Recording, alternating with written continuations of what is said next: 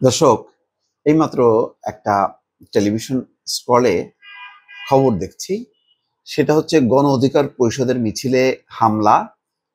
সেই কারণে জিএম কাদের সহ ১৫০ জনকে আসামি করে রমনা থানায় মামলা হয়েছে।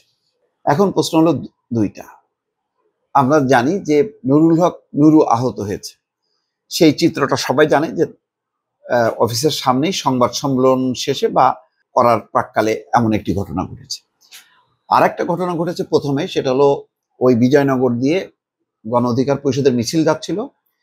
তারপরে মিছিল থেকে অনেকে বলছে জাতীয় পার্টি অফিসে হামলা হয়েছে, আবার তারা বলে যে সেখানে মিছিল থেকে, সেই অফিস থেকে মিছিলের উপর হামলা হয়েছে।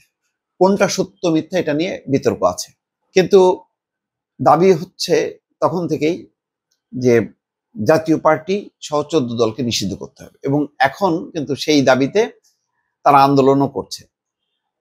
গণ অধিকার পরিষদ না, জামাত সহ কয়েকটি দল 5টা দাবিতে, তার মধ্যে আছে জামাত সহ 14 দলকে নিষিদ্ধ করা, তাদের কার্যক্রম নিষিদ্ধ করা, সো দ্যাট যাতে তারা নির্বাচনে অংশ না নিতে পারে। প্রশ্ন হলো, এটা কি সত্যিকারের মামলা নাকি রাজনৈতিক মামলা? একটা কিন্তু সন্দেহ ঘনীভূত হবে, কারণ এই ধরনের ঘটনা বাংলাদেশের যারা রাজনীতি দেখেছে গত 15-20 বছরে, তারা কিন্তু অভ্যস্ত। বিশেষ করে আওয়ামী লীগ আমলে ভুয়া মামলার ছড়াছড়ি, অর্থাৎ হামলা করেছে আওয়ামী লীগ ছাত্রলীগ, কিন্তু মামলা হয়েছে বিএনপির নামে। এটাও কি সেরকমই কিনা? এখন সবাই জানে যে জাতীয় পার্টির যে অবস্থা সারা বাংলাদেশে, হয়তো রংপুরটা আমি বাদ দিলাম, সারা বাংলাদেশের যে অবস্থা, সেখানে মানে জাতীয় পার্টি হামলা করবে এইরকম পজিশনে নেই। জাতীয় পার্টি কেন, আওয়ামী লীগও এখন আক্রান্ত, বরং বলা যায় যে তারা তাদের অস্তিত্ব বজায় রাখার জন্য কিছু কার্যক্রম করার চেষ্টা করছে। সেই কার্যক্রমের উপর হামলা হচ্ছে, বাধা হচ্ছে, গ্রেপ্তার হচ্ছে, আটক হচ্ছে, এইগুলি। আর জাতীয় পার্টি তো কখনোই ওই হামলা করা, আন্দোলন করার দল না। তারা সবসময় ক্ষমতার মানে মধু খাইতে খাইতে বড় হওয়া দল। ফলে তারা আন্দোলন করবে অথবা হামলা করবে, কোনোটাই তাদের দ্বারা সম্ভব না, এবং হয়ওনি।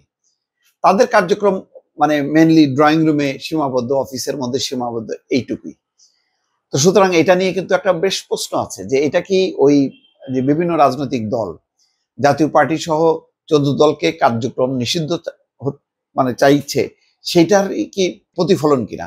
কারণ ঘটনা কিন্তু অনেক আগে ঘটেছে, এবং সেই ঘটনায় 2 দফা জাতীয় পার্টির অফিস ভাঙচুর হয়েছে। সর্বশেষ একেবারে পুলিশের সামনেই জাতীয় পার্টির অফিসে আগুন দেওয়া হয়েছে।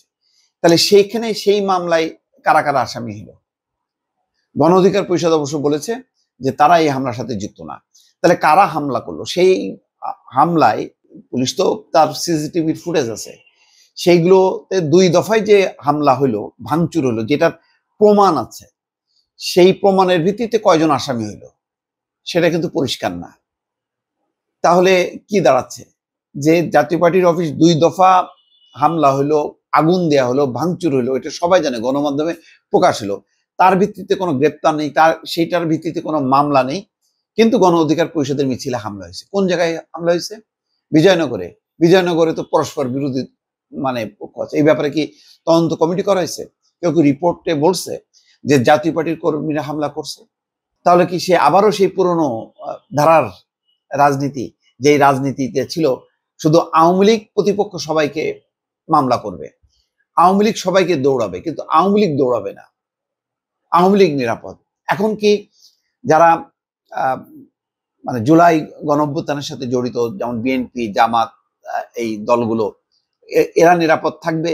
আর শুধু মানে কারণে অকারণে মামলার মধ্যে পড়বে আওয়ামী লীগ বা জাতীয় পার্টি?